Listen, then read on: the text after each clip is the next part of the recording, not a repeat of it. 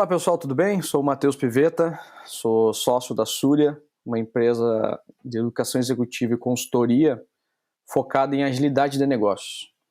A convite do Grupo Top RH e para fazer um aquecimento para o RH Top Talks que vai acontecer no final desse ano, dia 19 de novembro, em São Paulo, eu fui convidado para falar um pouco com você sobre como a agilidade hoje pode ajudar a transformação das empresas. É um assunto bastante oportuno para esse momento atual que a gente está vivendo, essa crise originada por conta da pandemia, uma crise econômica gerada por causa da pandemia, e essa pandemia, né, que hoje nos força ao isolamento social ou ao distanciamento social, né, todas essas questões de medidas de saúde que a gente está acostumado, está vendo e está sendo exposto a todo momento na mídia, nos nossos trabalhos. Isso tem mudado muito a forma e o comportamento com que as pessoas se relacionam com as marcas, se relacionam entre si, na forma do seu trabalho. Isso deve estar causando, obviamente, muito estranhamento em muitos setores, e as empresas estão sendo diretamente afetadas por isso, porque as empresas são compostas de pessoas, e a gente está aqui falando para pessoas que trabalham com pessoas, que têm a sua responsabilidade de desenvolver pessoas. E eu começo aqui fazendo algumas provocações. Se a empresa de vocês, se vocês estão vivendo esse fantasma do desaparecimento da organizacional, o que seria um desaparecimento organizacional?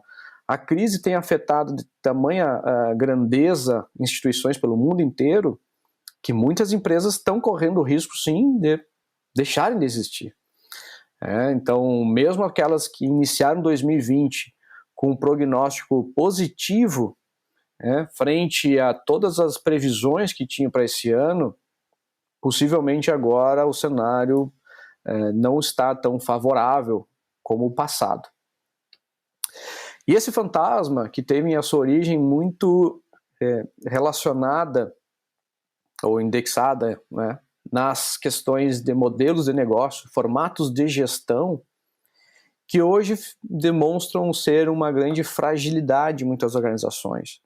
Porque os modelos de gestão, que muitas vezes trazem resquícios de um legado, de um passado de gestão das empresas, hoje não permitem com que empresas tomem decisões tão rápidas, ou sejam tão velozes na mudança do seu percurso.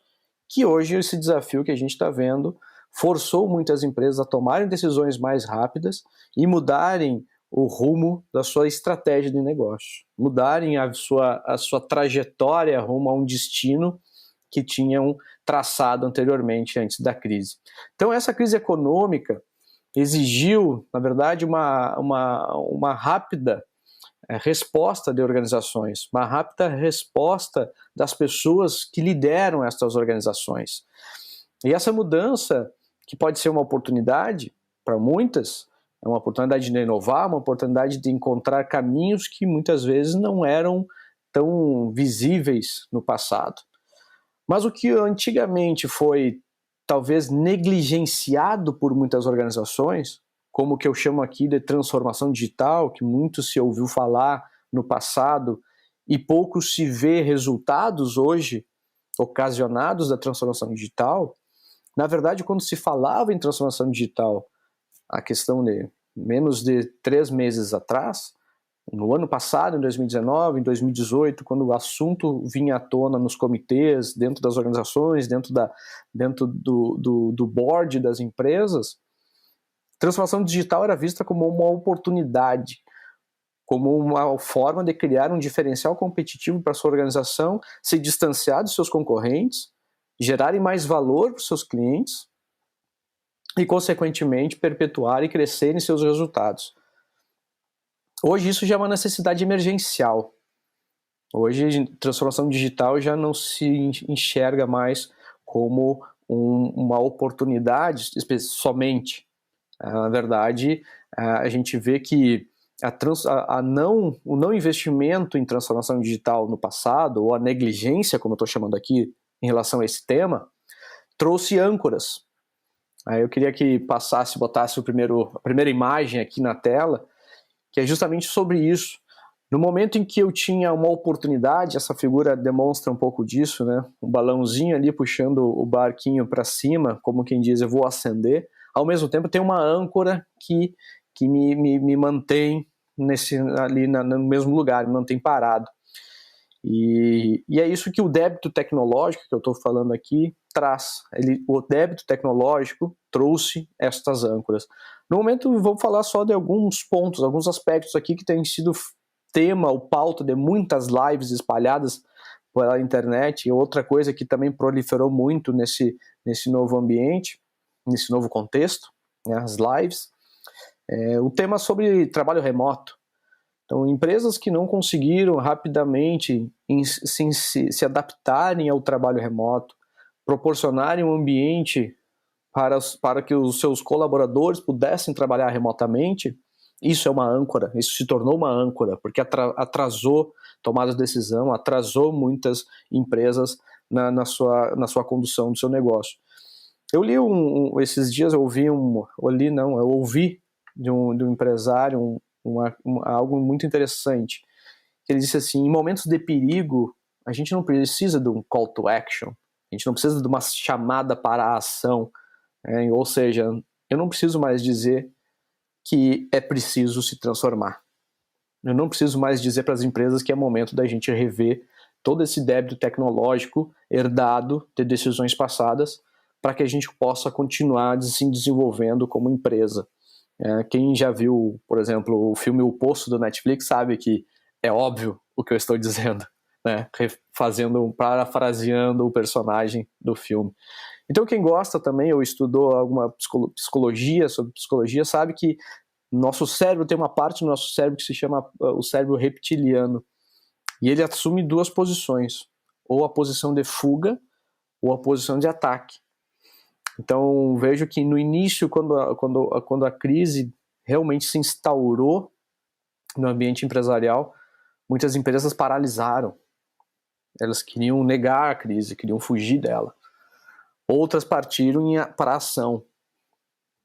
De uma forma ou de outra, algumas dessas empresas conseguiram ultrapassar esse momento, conseguiram avançar, outras ainda estão sofrendo por isso.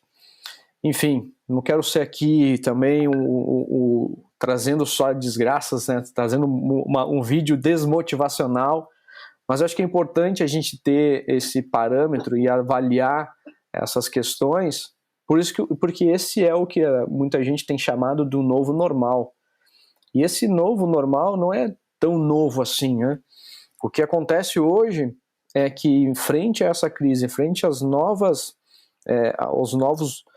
ao novo cenário, né, as novas variáveis que temos para trabalhar hoje, a gente é forçado a tomar decisões mais rápidas, ou seja, o nosso negócio vem sofrendo uma velocidade muito maior do que era previsto.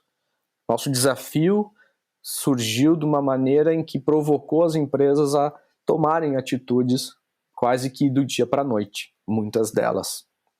Veja bem que eu não falei aqui que o diferencial é em relação à crise, o diferencial é em relação ao trabalho remoto, o diferencial é o débito técnico. A questão é a velocidade com que as coisas estão acontecendo está exigindo das empresas um esforço muito maior, basicamente ou principalmente para aquelas que não estavam preparadas para esse momento, ou não estavam preparadas para um ambiente de incerteza, não estavam preparadas para um ambiente complexo como que nós vivemos. E falando em complexidade, eu vou citar aqui a expressão do mercado do mundo VUCA, que a expressão do mundo VUCA não é tão nova assim, ela é uma expressão dos anos 90, início dos anos 90, em que ela representa a volatilidade, a incerteza, a complexidade e a ambiguidade.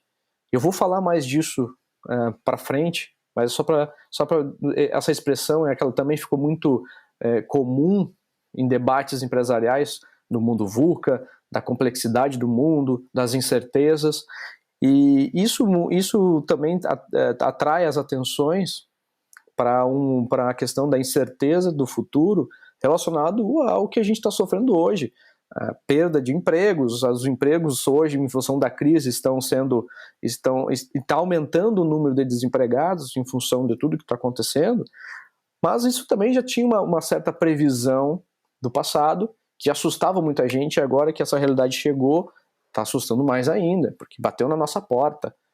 Um dos mais representativos, talvez, pensadores da atualidade, o Yuval Noah Harari, ele tem previsões, ou trouxe previsões nos seus livros, de um futuro onde a gente teria uma grande parcela da população que ele chamou de pessoas não empregáveis, que seriam substituídas por tecnologias ou seriam substituídas pela própria exigência de um mercado que muda frequentemente numa velocidade muito rápida. Novamente aqui eu não quero voltar para essa questão do desastre, do desmotivacional, mas quem trabalha hoje com pessoas e quem lida hoje diariamente com as necessidades, com o estado emocional das pessoas, sabe do que eu estou dizendo, e esse é um grande sofrimento frente a esse universo que tá nos cercando. Então, voltando aqui para a questão da incerteza e volatilidade, os efeitos disso são devastadores, é como se fosse igual a energia nuclear. Muito dessa instabilidade que a gente tem visto hoje, muito desse sofrimento, vem sendo causado, vem sendo provocado pelo avanço da tecnologia, obviamente, e pelas mudanças mais constantes no nosso entorno, no nosso ambiente, né? Seja empresarial, seja na vida pessoal. A gente tem acesso a tecnologias hoje que não tínhamos há um bom tempo, tecnologias que nos facilitam a comunicação, tecnologias que nos facilitam receber produtos em casa, do outro lado do mundo, tecnologias que fazem com que a gente aumente nossas capacidades, talvez inclusive na questão da educação, no aumento das nossas capacidades de comunicação. Mas tudo isso vem junto com a incerteza, vem junto com a volatilidade, que se demonstram ser fortes a ponto de provocar disrupções em modelos de negócio, provocar disrupções em governos, provocar disrupções no comportamento das pessoas. E para quem ainda não acreditava, ou achava que esse papo do mundo VUCA, das tecnologias exponenciais e de todos esses efeitos que a gente está presenciando agora eram muito distantes, bom, não preciso dizer, novamente eu vou citar é óbvio que as coisas estão acontecendo e é óbvio que está afetando todo mundo. Sem criar uma caça às bruxas aqui, desenfreada, sem nenhum limite, a questão que me parece é que a gente esperava ser avisado disso com antecedência, que a gente estava esperando um aviso formal de que as coisas iriam mudar.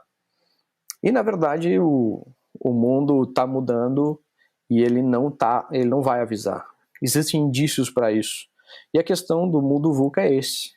Ele realmente é assim, ele realmente é complexo, ele realmente é muito ambíguo. Eu tenho vários caminhos a escolher.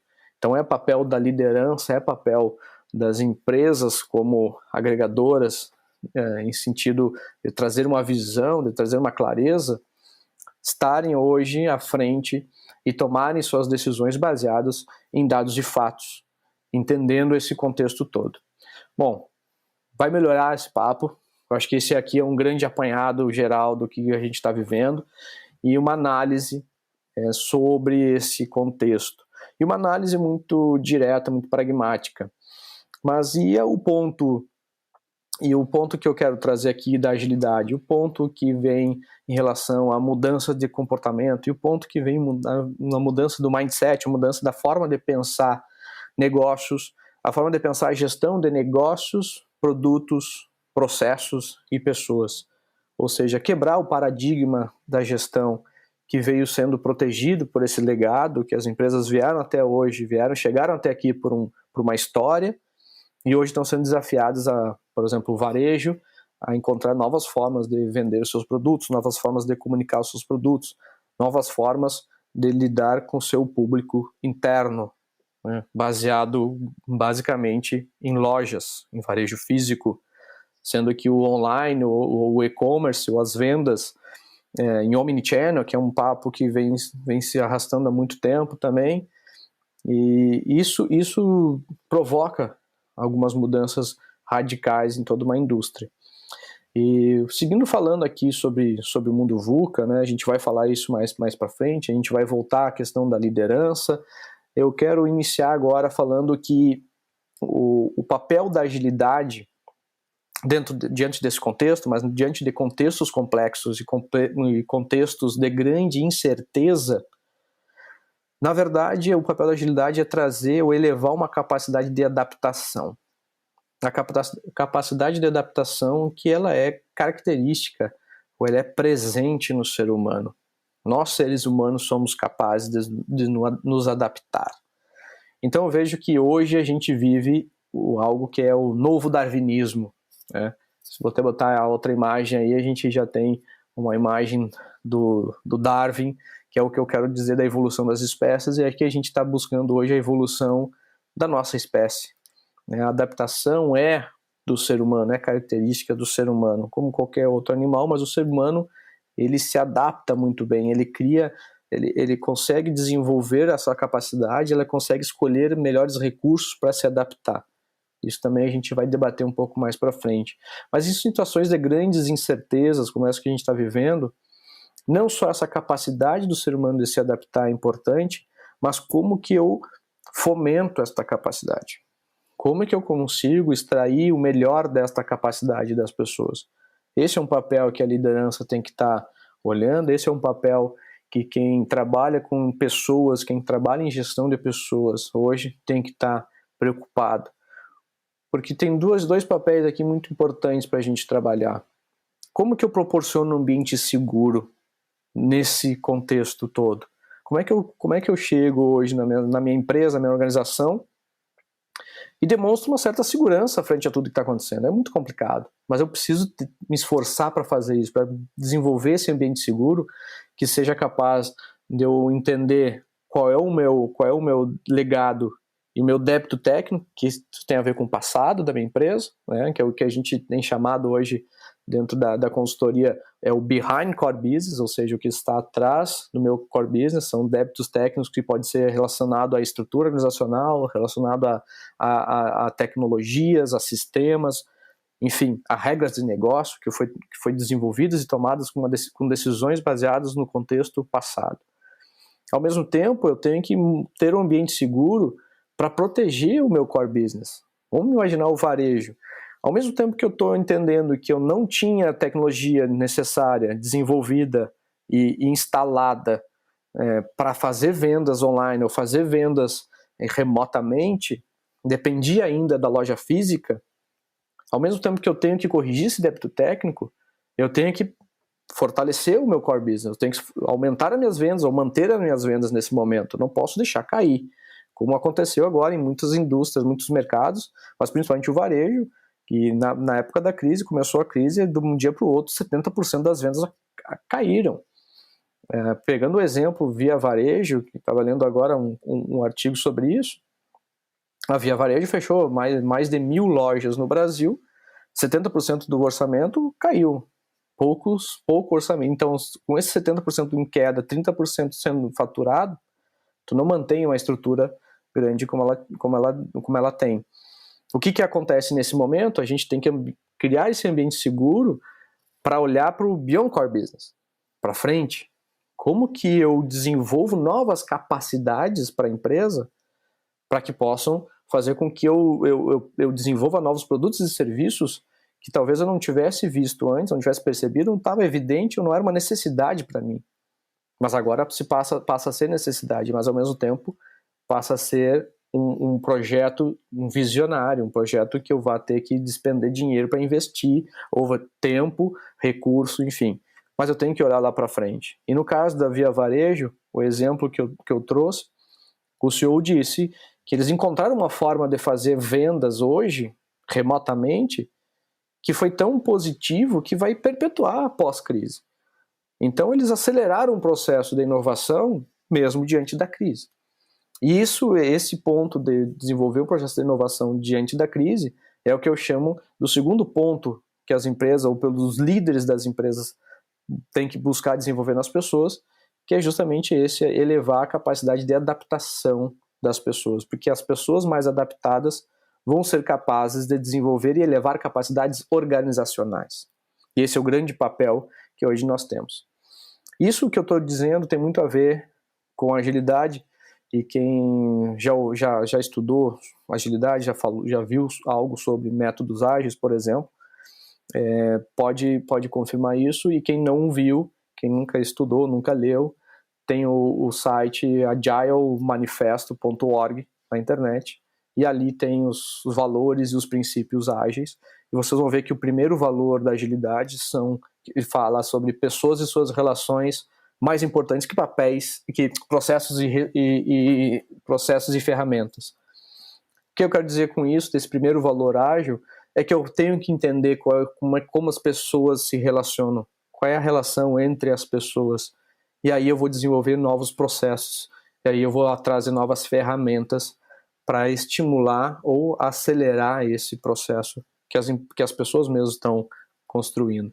Uma outra dica que eu tenho aqui já é direcionada realmente para RH, que é o Agile People Manifesto.org. Tem um livro chamado Agile People, da Pia Maria, e esse site, esse endereço, ele tem lá também valores relacionados a Agile People, a agilidade das pessoas, ou como que eu transformo as pessoas com mentalidade mais ágil. Então é bem legal isso aí, eu acho que faz todo sentido para esse momento também a gente prestar atenção nessas questões. Mas voltando aqui, as empresas hoje, né, nas quais suas pessoas, né, as quais as empresas que possuem pessoas que são promotoras de uma cultura de agilidade, ou melhor dizendo, pessoas que têm a forma de pensar ágil, acabam avançando mais rapidamente em direção da transformação digital. Acabam avançando mais rapidamente porque tem um pensamento ágil a questão de uma acelerada tomada de decisão. Nós, ou quem trabalha com agilidade, sempre imagina o que posso fazer de diferente para melhorar o que eu já estou fazendo e continuar gerando valor continuamente. Essa é a grande intenção quando a gente coloca o pensamento ágil dentro das organizações. E é por isso que o pensamento ágil, ou a agilidade, ela é capaz de auxiliar as empresas a se transformarem, porque ela acaba focando naquilo que gera valor. Eu não vou me transformar para ser pior, eu vou me transformar para ser melhor, para evoluir como organização. Essa é a grande questão. E uma coisa que é importante, que eu sempre procuro reforçar, que transformação digital não é simplesmente a digitalização ou informatização de processos, de produtos, de serviços. A transformação digital tem muito a ver com forma de pensar, com mindset, tem a ver com a forma com que a gente provoca, ou com a forma com que a gente traz ideias novas e provoca uma mudança no nosso modelo de negócio. Um grande expoente, um grande exemplo disso, de alguém que tinha um pensamento ágil, tinha um pensamento em transformações digitais, é o Jack Welch. O Jack Welch faleceu no início de março, antes de explodir a crise, pelo menos no Brasil. E Jack Welch, ele é um cara incansável. Inclusive foi considerado o CEO do século, o CEO da GE, da General Electric. E Jack Welch tinha várias frases emblemáticas, e uma passagem dele que ele sempre reforçava era que em 1996, por ali, em meados da década de 90, quando as empresas.com, quando a internet começou a surgir com força, ele olhou para aquilo e pensou: será que o avanço desta nova tecnologia pode ameaçar o nosso modelo de negócio? Ele não foi esperar uma resposta que viesse do mercado, que viesse de uma concorrente, que viesse, naquela época não se usava o termo startup, mas podia ser uma startup. Ele criou um próprio modelo que desafiou o modelo de negócios da GE. Ele criou uma área, uma estrutura dentro da GE, em que ele colocou pessoas lá que buscassem provocar o modelo de negócio da GE, encontrar formas que pudessem desafiar ou desbancar o que a GE vinha fazendo como empresa, os produtos que a GE vinha oferecendo, os serviços que a GE vinha oferecendo aos seus clientes. Esse é um pensamento de transformação digital. Esse é um pensamento de agilidade. Eu quero entender como que eu posso melhorar cada vez mais o meu negócio, mesmo que seja provocando o meu negócio e encontrando formas e fraquezas no meu negócio. Parece ser uma coisa tão simples, parece ser uma coisa meio trivial, meio óbvia, mas no dia a dia é muito complicado, porque pouca gente está disposta a desafiar o seu próprio modelo de negócio, o seu status quo. E o Jack Welch, para mim, assim, me parece ser um cara visionário a ponto de que hoje a gente trabalha com agilidade, a gente sabe que a agilidade já está na terceira era. A primeira era da agilidade foi muito baseada em processos, a segunda era teve uma melhoria em projetos e produtos, e essa era agora é uma era da liderança ágil. É o que a gente tem chamado de Agile Business Owner, ou seja, é uma forma de olhar a agilidade para um líder de negócio. Jack Welch foi um dos precursores dentro desse conceito que a gente está usando hoje. Voltando um pouco para cá, é bastante oportuno dizer também que a gente agora temos aqui um desafio ou algo em comum que ameaça a todo e qualquer tipo de negócio. E a gente tem muitas lições sendo aprendidas nesse momento, e a gente também, obviamente, tem coisas que a gente ainda vai aprender. E é papel da liderança hoje, é papel de quem está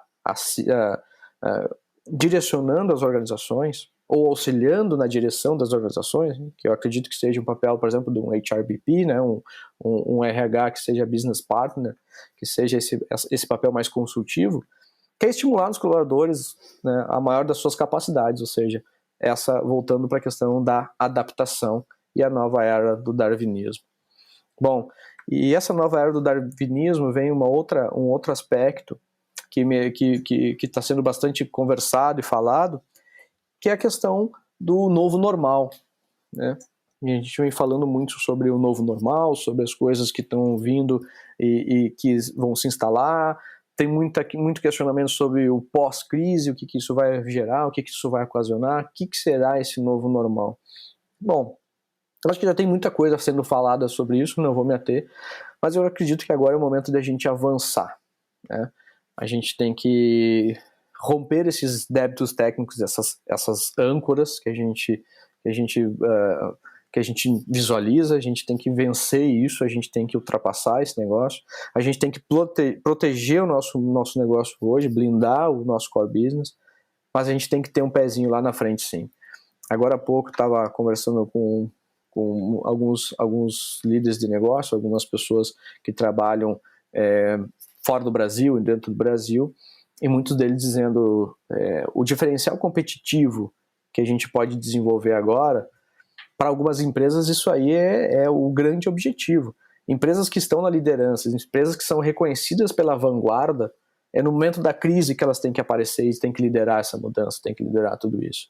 E a gente tem que estar nessas condições. Nós como líderes, nós como pessoas que gerenciam pessoas, nós como pessoas que podemos desenvolver pessoas. Então aqui é muito legal imaginar que a gente precisa tomar decisões, às vezes meio impopulares. E é bom entender que decisões impopulares às vezes têm a ver com o momento da gente quebrar algumas barreiras, algumas dessas âncoras que estão em regras de negócio, modelo de gestão, políticas comerciais, né? Se puder botar a imagem aí para ilustrar um pouco do que eu estou falando,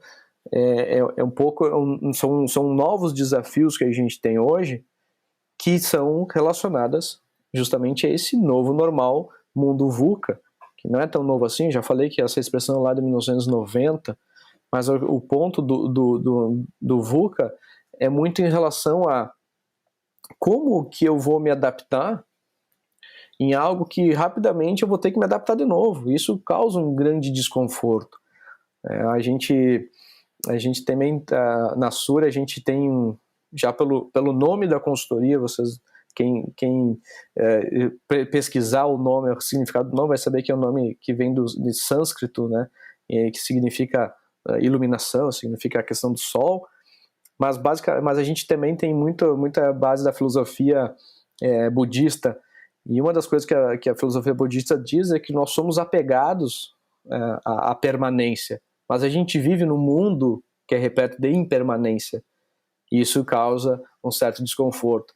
Então, para superar isso tudo, o VUCA, né, voltando aqui para o VUCA, que vem da questão que eu já falei, da questão de 1990, pós-Guerra Fria, foi inspirado muito, esse termo veio inspirado muito da questão da guerra, principalmente a guerra do Vietnã, em que os Estados Unidos teve uma grande, foi bastante desafiado naquele momento, porque os Estados Unidos seguia uma lógica linear, uma lógica não complexa, uma lógica da certeza, ou seja, eu vou chegar num campo de batalha, vão ter soldados lá, e eu vou ver um soldado inimigo, e ou eu rendo esse cara, ou eu atiro nesse cara, ou eu mato esse cara.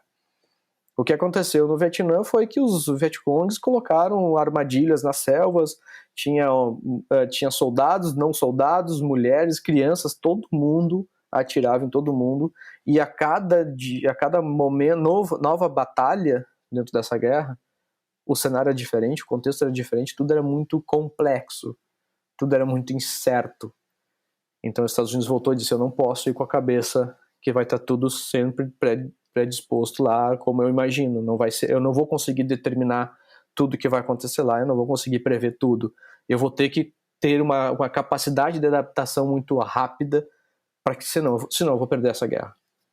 E isso foi tão forte que se tornou disciplina na escola militar americana, e esse termo, depois que foi posto na escola militar americana, ele virou uma expressão característica do ambiente de negócio, porque é mais ou menos isso que acontece.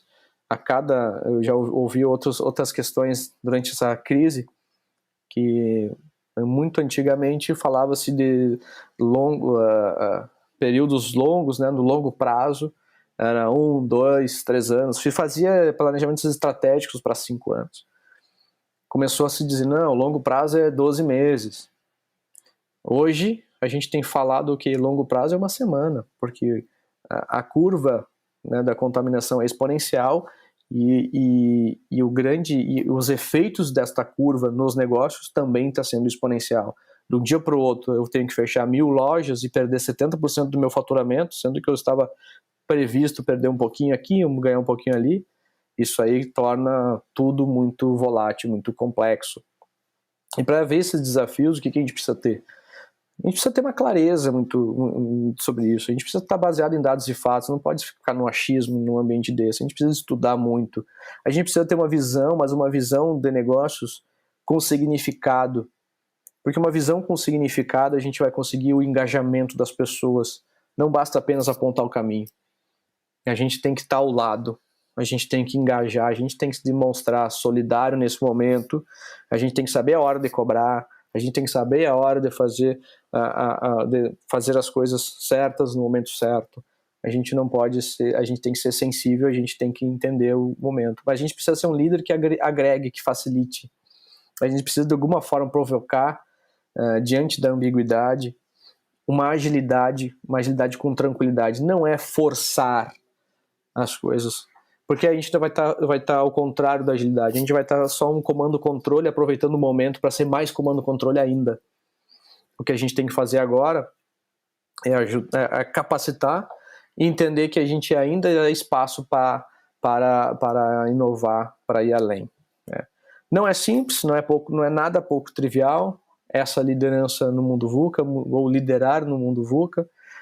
A gente vem defendendo o papel do Agile Business Owner, que eu comentei há pouco, mas também eu não vou me estender nesse assunto aqui, eu quero deixar o site tá para vocês aí, mas agilebusinessowner.org é uma iniciativa nossa, é um modelo de liderança que a gente acredita que torna o líder um agente transformador, um agente de mudança.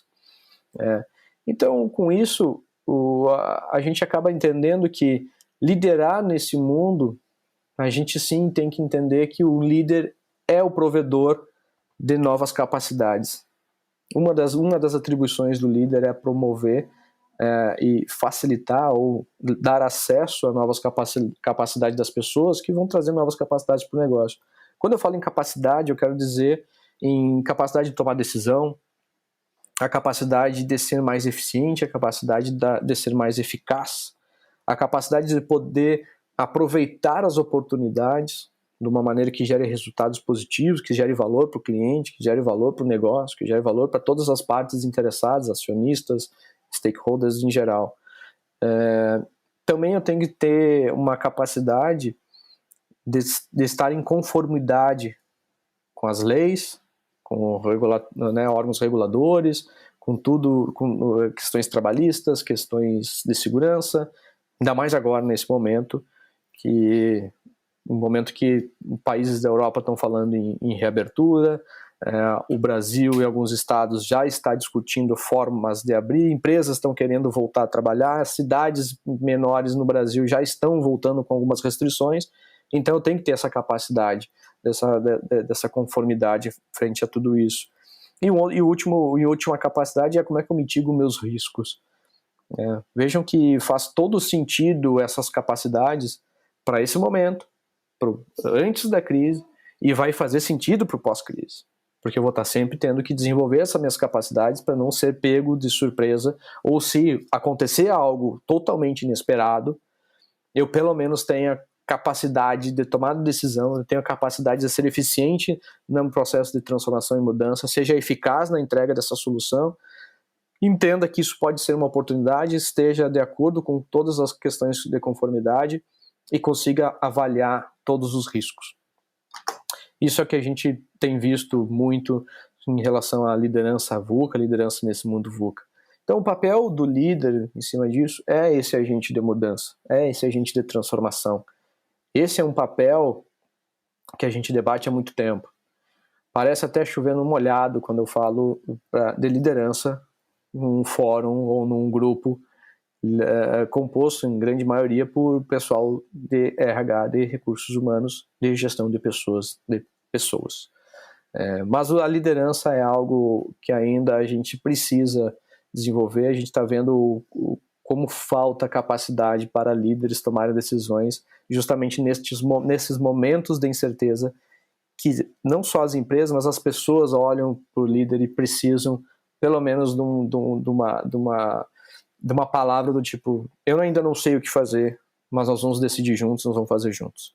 Recapitulando um pouco daquilo que eu comentei lá no início e fui trazendo algumas pinceladas no longo do meu discurso, o que a gente chama de pensamento ágil é o poder de adaptação. Isso é algo que eu quero reforçar aqui. E quando eu falo de um líder dentro desse momento, dentro desse contexto de incerteza, ou dentro dessa nova economia digital, vamos chamar assim, e aí um nome que a gente está dando para esse líder, para esse papel, é um Agile Business Owner, ele soma ao pensamento ágil também o pensamento Lean, ou seja, um pensamento enxuto, que foca numa questão em soluções, ou foca em como eu sou mais eficiente, mais eficaz. Como é que eu reduzo o meu desperdício, tanto lead time para tomar decisão, quanto todas as capacidades que a gente já vem falando aqui, já citamos. Entregar o que é certo na hora certa para o cliente certo. O que também tem muita gente chamando de omnichannel.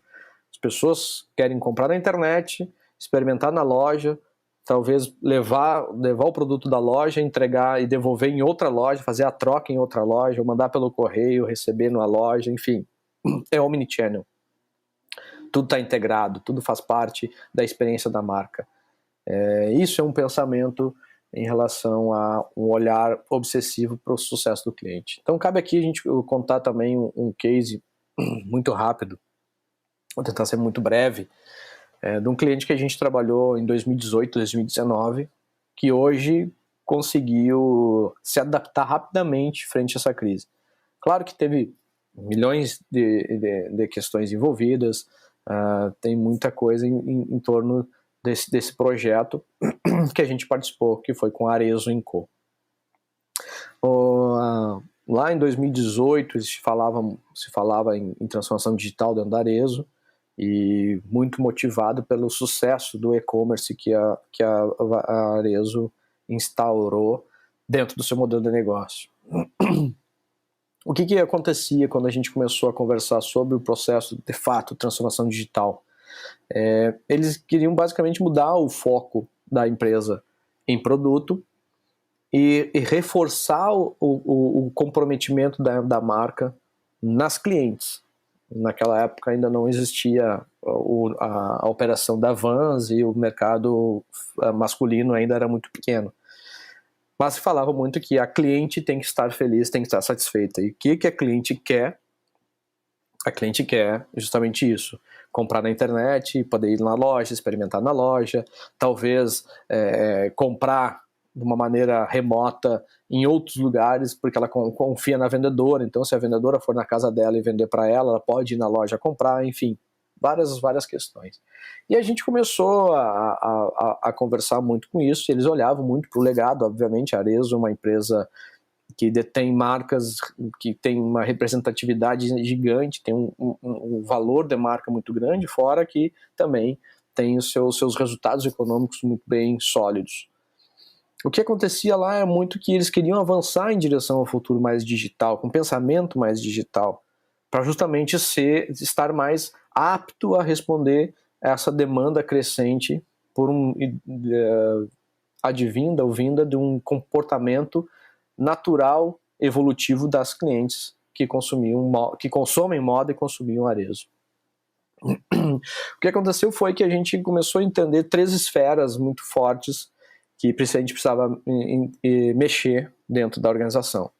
Aquilo que era legado, ou seja, behind core business, aquilo que eles vieram construindo e por acaso impediam esse avanço mais rápido em direção a essa transformação digital. A gente também não podia ser irresponsável de colocar em risco o negócio deles, ou seja, o core business, o cenário atual naquela época.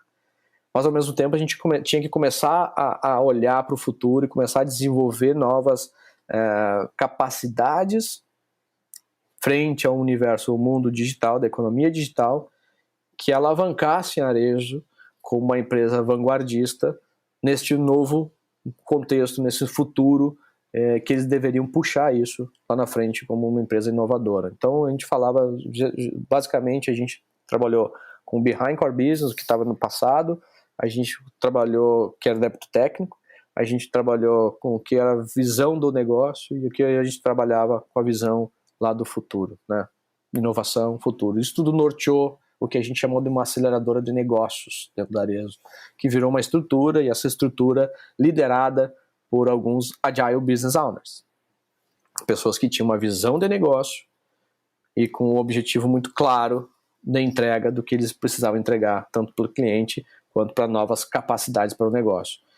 Essa estrutura toda, ou esse pensar, que não só nós, como volto a ressaltar, teve outras empresas envolvidas, teve um empenho gigantesco da diretoria executiva, teve uma liderança muito forte de várias pessoas lá dentro da Arezzo, principalmente pelo CEO, pelo Alexandre Birman, pelo diretor de transformação digital, Maurício Bastos.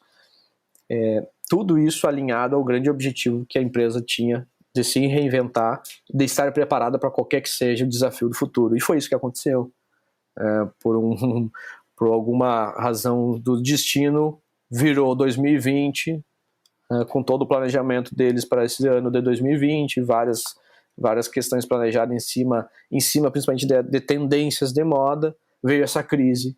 E aí, inclusive, o Alexandre saiu, esses dias, o Alexandre Birman, CEO da Arezzo, escreveu um artigo dizendo: veio o tsunami e a gente conseguiu rapidamente subir numa árvore e estamos relativamente seguros em relação a isso.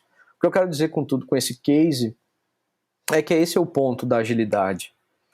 A gente estar sempre preparado para os grandes desafios que possam vir. Ainda acrescentando tudo nisso, um pensamento exponencial. Tudo é esse que eu venho falando agora. Como é que a gente ainda consegue trabalhar a exponencialidade ou entender que a exponencialidade está aí, de maneira com que a tecnologia hoje que está disponível para todas as empresas, ela é capaz de exponenciar seu negócio. Voltando para a Arezzo, por exemplo, como é que a gente tinha um desafio lá que a gente tinha que aumentar o número de vendas. Obviamente, toda empresa hoje foca em resultado, quer aumentar venda, quer ter uma maior efetividade ou eficiência operacional, vendendo e conseguindo resultados melhores. Mas como é que eu aumento o número de vendas sem aumentar pontos de venda, sem onerar o meu sistema, sem sobrecarregar o meu sistema? Aí veio a questão de tecnologias exponenciais que pudessem facilitar isso. Vendas através de aplicativos, venda através de novos sistemas construídos. Por exemplo, eles começaram a trazer uma venda experimental, que é uma venda por um link muito simples, em que as vendedoras podiam vender em qualquer lugar. Então as tecnologias também ajudam a exponencializar uma solução que você define, que você consegue realmente tomar uma decisão em cima dela. A tecnologia está aí para ajudar. Então, um líder de negócio, diante de tudo isso, de toda essa complexidade, de toda essa ambiguidade, de todas essas opções geradas pela nova economia, nova economia, né, porque o termo nova economia também vem lá de 1996, então várias coisas que a gente vem falando hoje, vem repetindo, não são tão novas assim, já vem de algum tempo, teoricamente já vem de muito tempo. Mas a gente deve se questionar todo e qualquer momento, como especificamente a gente pode alavancar os resultados do nosso negócio e como que o meu negócio passa a ser, ou intensifico a missão dele ser obcecado pelo sucesso do nosso cliente. São duas perguntas que a gente tem que se fazer a todo momento, e eu acho que as pessoas hoje estão entendendo que isso é um papel de todo mundo dentro da organização.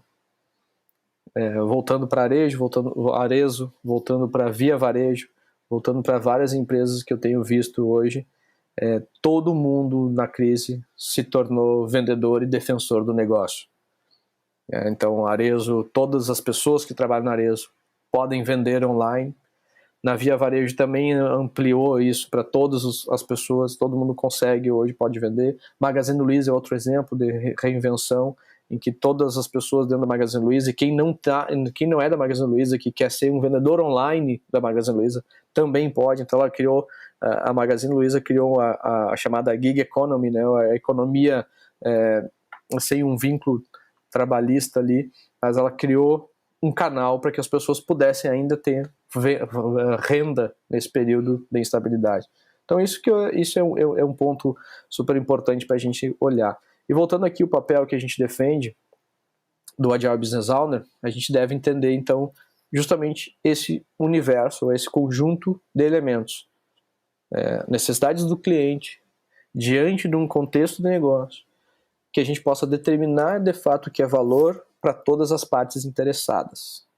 Quem são as partes interessadas? Os clientes, os acionistas da empresa, os colaboradores, parceiros estratégicos, sociedade, governo e todo esse universo dessa cadeia de valor. Isso contribui para um desenho de uma estratégia de negócio. E é isso que a gente tem que começar. Essa é a grande contribuição que o pensamento ágil traz para as empresas. O pensamento ágil está sempre imaginando como melhorar continuamente um determinado contexto de negócio. Business agility, ou agilidade de negócios, ou pensamento ágil aplicado em modelos de negócio. Essa é a grande contribuição do mundo ágil para um ambiente de negócio. Então não é simplesmente pegar ferramentas, processos, rituais da agilidade e transportar para outras áreas das empresas. Não é isso. Isso não é agilidade de negócio. A agilidade não vai conseguir transformar as empresas se você fizer simplesmente esse depara. O que vai realmente causar um efeito positivo é no momento em que capacita as pessoas, engaja elas dentro desse novo pensar, e essas pessoas começam a incorporar esse pensamento no seu comportamento, nas suas atitudes, nas suas práticas, começa a virar um hábito, começa a fazer parte das crenças e valores de cada um dentro da organização, começa a fazer parte da identidade da empresa, ser vanguardista, da capacidade de ser identidade e missão da empresa, estar sempre à frente, estar sempre se reinventando. É isso que eu acredito, é isso que a gente vem trabalhando muito. E somado a isso, uma forma da gente exemplificar tudo isso que eu tô falando aqui, conversando, tem a ver com uma ferramenta que a gente desenvolveu que ilustra exatamente esse processo de transferência de valor, até o momento do propósito. Então a gente parte de um propósito. Todo mundo tem falado muito sobre propósito, muitos têm confundido, às vezes, a expressão, né? Então fala propósito, mas na verdade está falando em posicionamento, na verdade está falando em missão. O importante aqui é a gente ter um propósito que seja realmente significativo para as pessoas e não só para a empresa, né? Então, queria mostrar aqui a próximo slide aí, que fala um pouco do que eu chamo de um novo mapa, né? Um novo mapa de negócios, ou seja, o Peer Care Model que a gente traz aqui, ele deve existir, na verdade, para fomentar, estimular as empresas a esse, bem como a tradução, né, um cuidado puro, um modelo de cuidar puramente do que é valor para sua marca, que na verdade são as pessoas. Ele foi criado pelo meu sócio, né, Luiz Parzanello. Eu dei uns pitacos ali, a gente usa muito isso como um guia, como um mapa. E ele é um novo mapa mental que serve para direcionar as empresas. A gente usa, e também dá para usar em áreas, a gente pode usar em diversas áreas da empresa, porque algumas áreas muitas vezes precisam se descobrir como propósito dentro da organização, precisam identificar quais são os resultados que ela deseja gerar, precisam identificar quais são as capacidades que elas precisam desenvolver e quais recursos são necessários para desenvolver tudo isso. E o que a gente entende muito aqui é que às vezes, e fica muito claro, né, vai ficar muito claro agora para vocês, que às vezes a gente é seduzido por achar que recursos vão trazer resultados. E na verdade o que a gente vai ver agora é que recursos, na verdade eles geram capacidades que suportam resultados. Então esse é um grande ponto que a gente tem que cuidar dentro de uma organização. Esse é um pensamento que a gente tem atuado, um pensamento bem pragmático em cima disso. Como é que funciona na prática esse modelo, então? Vamos partir para a prática aqui, para a gente já começar a encerrar o papo, mas eu queria deixar uma mensagem bem prática, né, um modelo que vocês possam, logo depois que assistirem esse vídeo, seja lá em qual momento vocês forem assistir esse vídeo, vocês já consigam pensar sobre ele e ver se existe aplicabilidade na área de vocês ou na organização de vocês. Então, o que eu vinha falando, as organizações elas devem ser guiadas por um propósito, né? Primeira coisa do Peer Care, então o Peer Care, o PU ali quer dizer purpose, ou propósito. Que se você conseguir atingir um propósito transformador massivo, como as organizações exponenciais vêm trazendo, né, que seja realmente transformador para a sociedade, maravilha. Mas esperamos que você tenha um propósito, um ideal, que você tenha algo que se identifique para que isso possa contaminar os demais. Acho que essa palavra nesse momento não é muito boa, né? Mas que você possa espalhar essa mensagem positiva para todo mundo. Então as organizações são guiadas por um propósito, elas são guiadas por um ideal, as pessoas têm que se identificar com esse propósito e elas vão aderir a toda e qualquer manifestação que essa empresa for trazer. Tendo esse propósito bem alinhado, a gente passa para um outro ponto, que são os resultados, ou results. Que o resultado, na verdade, o que a gente quer falar aqui, eu vou falar bem em alto nível, só nos drivers principais de valor. A gente quer falar aqui em resultados econômicos, a gente quer falar aqui nos resultados que inferem em clientes e parceiros, ou seja, na minha carteira de clientes, nos parceiros que eu tenho próximo. E o terceiro driver é o marca e mercado, como que a minha marca é percebida e como que eu tenho participação e alcance no meu mercado. E aqui a gente pode acertar os ponteiros aqui com OKRs, com KPIs, e aqui a gente pode fazer uma coisa bem legal. Você já vê aí que o terceiro ponto do Care Model ali, o Peer Purpose Results, o Care começa com Capabilities, ou capacidades, que aqui que é o grande ponto.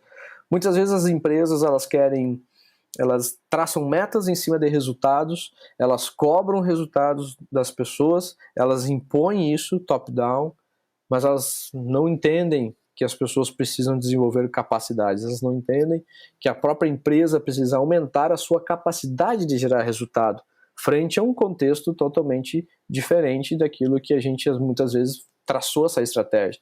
Vamos pensar agora, empresas que fizeram seu planejamento estratégico no início do ano, se não mudaram ainda, ou se já mudaram no início da crise, já deve estar mudando de novo, já deve estar mudando a terceira, quarta, quinta vez, porque a gente está sendo exigido capacidades novas a cada momento. Capacidades aqui eu quero falar daqueles 6 que a gente trouxe lá atrás, né?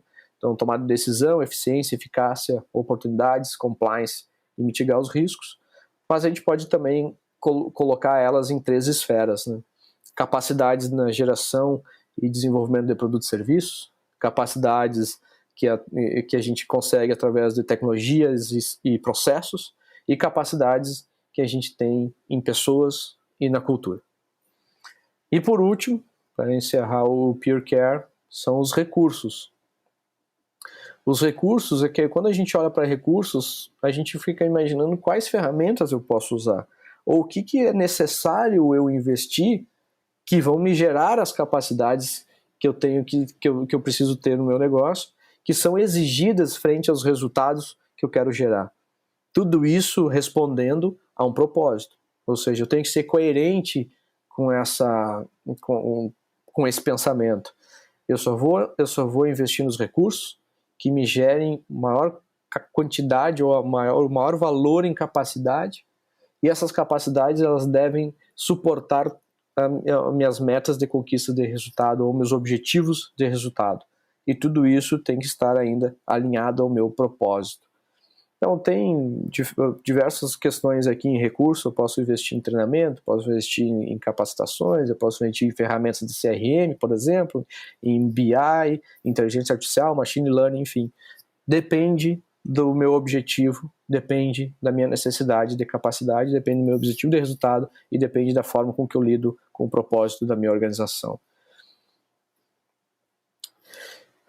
Bom, acho que não sei se está sendo bastante massivo e intenso tudo que eu estou falando, mas isso tem a ver com, eu queria resgatar um pouco aqui o que eu venho falando. Então, a gente parte de um contexto que pegou muita gente desprevenido, mas estar desprevenido também revelou uma fragilidade, também revelou uma negligência em relação à transformação digital, que isso ocasionou num débito tecnológico que hoje se mostrou perigoso para muitas empresas, muitas organizações.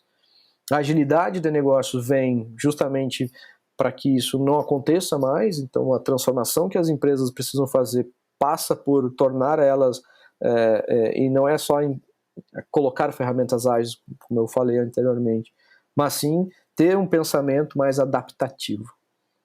Trazer esta capacidade de adaptação vai fazer com que as empresas, por mais incerto e por mais complexo que sejam os cenários daqui para frente, a gente consiga organizar os pensamentos e tomar decisões assertivas e com visão para frente e ainda conseguir aproveitar oportunidades mesmo em relação à crise. Tudo isso é suportado por uma liderança, que seja uma liderança visionária, uma liderança facilitadora e uma liderança que consiga, ao mesmo tempo que ela cria um ambiente seguro dentro da organização, dentro do seu ambiente, com as pessoas, ela também aprimora, ela também busca e instiga o desenvolvimento das capacidades de adaptação de cada uma dessas pessoas, ou busca entender quais são as necessidades dessas pessoas para que elas desenvolvam melhores capacidades e se tornem melhores profissionais. E com isso tudo, a gente começa a olhar alguma utilidade desse conceitual todo frente a uma nova forma de olhar o negócio, uma nova forma de olhar a sua área, uma nova forma de tu planejar o seu negócio, que é com uma ferramenta que a gente chama Peer Care Model, que é essa aqui que eu vou agora mostrar o quadro completo. Então, um exemplo aqui, só para a gente ilustrar como ele pode virar realmente um mapa. Eu posso ter o meu novo Balance Scorecard, eu posso ter meu novo mapa estratégico, eu posso ter meu novo norteador aqui, que basicamente é propósito, os resultados que eu quero. Então eu tenho ali meus resultados, meus KPIs, meus OKRs, eu tenho minhas capacidades que eu preciso desenvolver, em que área ela está e que esfera ela está, e eu tenho os recursos necessários que eu tenho que investir. Se eu quiser, ainda eu posso botar uma outra linha embaixo de recursos, que são as ações ou as tarefas que eu preciso desenvolver para isso. Se eu quiser ampliar ainda mais esse conceito, esse contexto, eu posso fazer disso virar um roadmap. Ou seja, eu inverto ele e coloco e faço mês a mês o que eu preciso estar desenvolvendo e entregando. Então, se eu tenho como em 2 meses entregar resultado, qual o mês que eu vou ter essa entrega? O que eu tenho que fazer em ações até chegar lá? O que eu preciso desenvolver de capacidades para chegar lá? E o que eu preciso respeitar como ideal e propósito para não me perder no meio desse caminho e fazer coisas que não têm a ver com o meu propósito. Enfim, é um pouco amplo, eu sei, um pouco, às vezes, pode ser novo para muita gente, pode ser não tão novo para outros, pode inclusive ter trazido um novo olhar sobre o mesmo tema, mas essa é a dependência que eu vejo. Então, mais um clique aí no slide, vai ver que o recurso, ele gera, né, essa capacidade, as capacidades elas suportam esses resultados, e eu consigo chegar e responder ao meu propósito.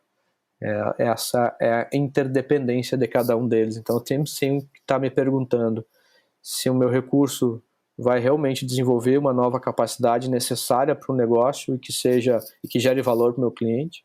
Se essa capacidade vai fazer com que vai suportar ou vai gerar novos resultados ou resultados maiores, vai ampliar meus resultados.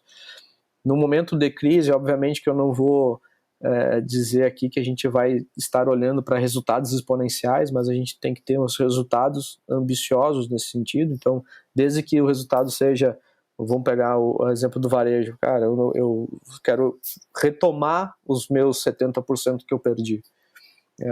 Isso tudo suportado por um propósito. Então, ao mesmo tempo que eu quero resultados financeiros, eu não quero fazer coisas que vão ao contrário do meu pensamento, da minha essência como marca, como empresa e como pessoa. Esse é o meu recado, né, no momento que a gente olha para isso. Então, são os recursos que nos geram as capacidades para alavancar nossos resultados. E tudo isso deve ser guiado por um propósito. Enfim, era isso que eu tinha para passar para vocês aqui nesses minutos, eu fui me emocionando aqui, nem sei quanto tempo eu falei, mas tem bastante coisa legal, bastante coisa interessante que a gente tem para debater. O legal é a gente ter um debate, né, sobre isso. Então fica aqui o convite, né, no final do ano a gente vai estar no RH Top Talks. Se tudo der certo, nós estaremos presencialmente, estaremos lá à disposição para debater, para conversar, para trocar ideia, para evoluir, inclusive este pensamento que eu trouxe, que foi mais provocativo. Eu queria só encerrar isso com algo bem prático e que fosse aplicável, e acho que isso é importante. Então, convido a todos, né, quem não se inscreveu, que se inscreva no RH Top Talks no final do ano, em novembro, em São Paulo. Estaremos lá esperando vocês. E um último recado também aqui é deixar algumas referências para vocês que aprofundar um pouco mais, inclusive conosco, né? A gente tem dois canais hoje de conteúdo que são disponibilizados gratuitamente. É um canal no YouTube, que é a Limbis Análise Brasil. Então é só buscar no YouTube, tem lá, acho que tem uma imagem aí com os links também, dá para deixar aqui para a galera. Então é um canal onde a gente conversa justamente sobre todos esses tópicos que eu falei. Inclusive tem uma sequência de vídeos só sobre o Pure Care Model, tem uma sequência de vídeos falando sobre liderança, tem uma sequência de vídeos falando sobre os desafios do negócio, sobre o sofrimento que os líderes de negócio têm hoje. E aí a gente tem um movimento também que a gente mantém, que é o Lead for Tomorrow. Inclusive aqui atrás de mim está um banner que eu utilizo em algumas palestras, que é um movimento sobre liderança. Então, como é que a gente se capacita, como é que a gente se prepara para liderar esse futuro que demonstrou ser mais incerto ainda do que a gente imaginava. Então, além de tudo isso, a Surya também tem um time de consultores com bastante experiência, 15, 30, 20 anos, 30 anos de experiência em negócios. Estamos aí à disposição para trocar uma ideia com vocês, para dar conselhos, aprender junto, e vamos... O importante agora, não só nesse momento, mas sempre é valorizar e fomentar a colaboração, né? O que alguns países desenvolvidos, alguns negócios, principalmente no Canadá, que a gente tem parceiros de negócio lá, tem negócios no Canadá, o pessoal chama de competition. Mesmo os concorrentes, eles querem colaborar para que o mercado evolua. Nada mais atual do que o que a gente está vivendo hoje, né? Que concorrentes precisam cooperar entre si para que todo mundo saia fortalecido dessa crise. Esse é o meu recado final. Espero que tenham gostado desse vídeo. A gente fez com bastante carinho, a gente escolheu bem algumas palavras e alguns temas para trazer, e vamos melhorando também. Então espero receber feedbacks, espero receber melhorias aí possíveis, que a gente possa estar trabalhando e evoluindo constantemente. Grande abraço, até a próxima.